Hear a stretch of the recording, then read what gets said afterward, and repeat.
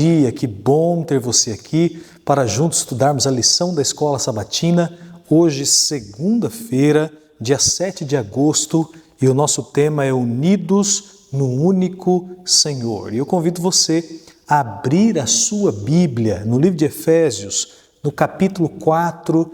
Estou pegando a minha Bíblia aqui, faça o mesmo aí.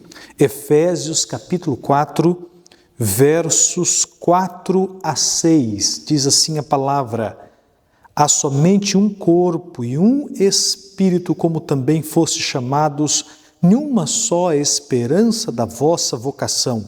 Há um só Senhor, uma só fé e um só batismo. Um só Deus e Pai de todos, o qual é sobre todos e age por meio de todos e está em todos. O tema desses textos que nós lemos aqui é a unidade. E o apóstolo Paulo apresenta o cristão não como um peregrino abandonado, sozinho, mas como alguém que está unido aos irmãos em Cristo. E ele apresenta os fundamentos da unidade. Bem, quando nós falamos de unidade, você precisa entender que existe a unidade de pensamento, de sentimento e de missão. Unidade de pensamento, nós vamos ver já relacionado ao texto que nós lemos. Unidade de sentimento é amor e respeito mútuo. A missão nos une todos cumprindo o propósito do Senhor de fazer discípulos de todas as nações. Agora, Paulo aqui, ele trabalha sobre a unidade de pensamento. Eu queria pensar com você. Unidade de pensamento tem a ver com um sistema de crenças bases, fundamentais. Bem, o apóstolo aqui, ele usa várias vezes a expressão um.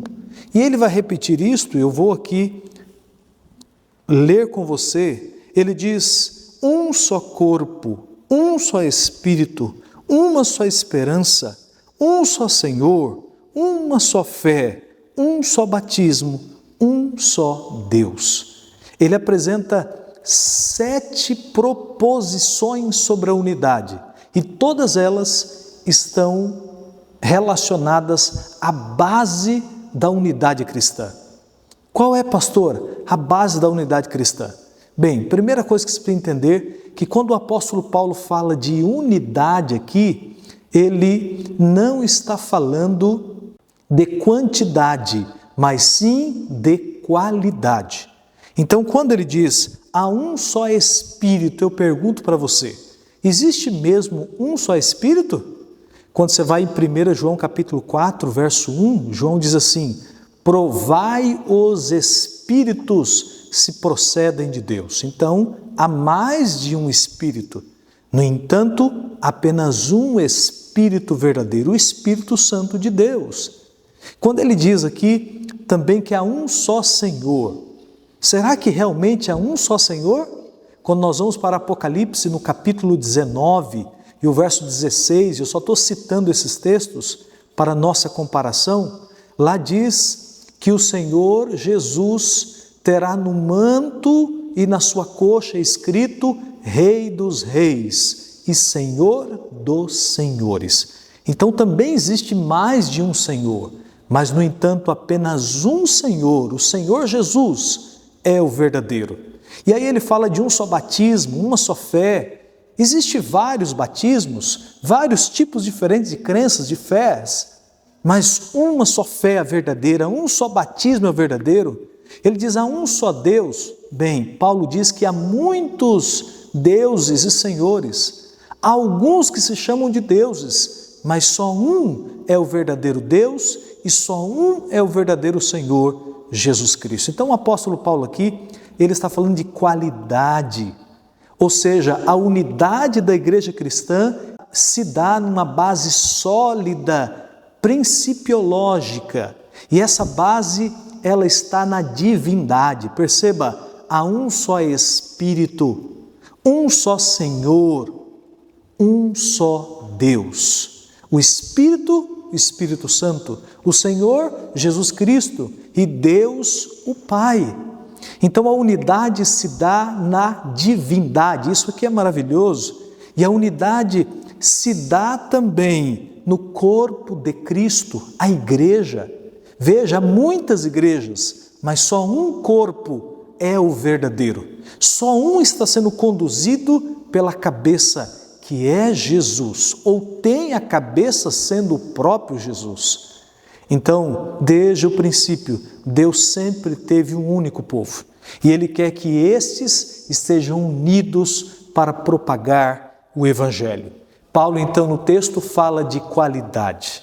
Em Cristo nós somos um. No corpo de Cristo, na igreja, nós somos um. No Espírito que age em nós, nós somos um.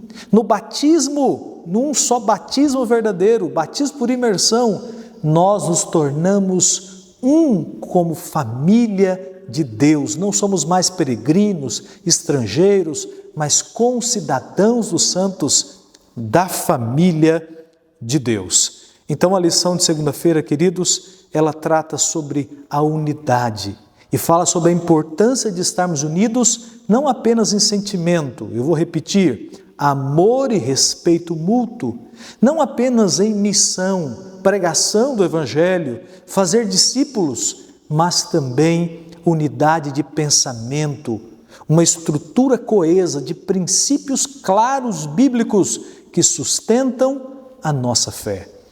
Parabéns por você fazer parte do corpo de Cristo, da Igreja de Deus. Ah, pastor, eu não faço parte ainda. Então tome a sua decisão e se entregue a Jesus, porque nele nós todos somos um e queremos muito em breve, unidos como povo do Senhor, viver eternamente ao lado de Jesus. É o seu desejo? Espero que sim. Vamos orar? Bem, na oração de hoje, nós vamos orar pela Natália. Ela tem acompanhado os nossos vídeos e precisa muito das nossas orações. Obrigado, Natália, por acompanhar os vídeos. Continue aí assistindo a cada dia, compartilhando e deixando aí o seu pedido de oração.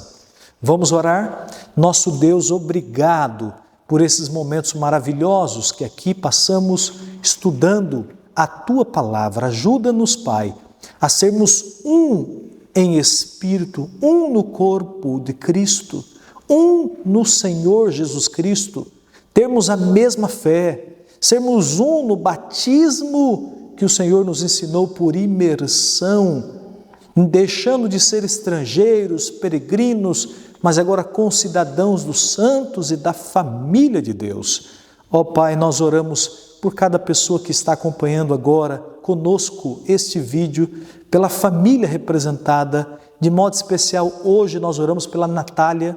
O Senhor a conhece, sabe das lutas que ela tem vivido e dos milagres que ela precisa. E nós clamamos para que o Senhor realize o querer e o efetuar na vida da Natália, conforme a Tua vontade para engrandecimento do Teu nome, para que a Tua filha seja feliz na terra. Eu entrego a Natália em Tuas mãos e cada uma dessas pessoas queridas que ora comigo agora e faço em nome de Jesus. Amém, Senhor. Amém. Deus abençoe você.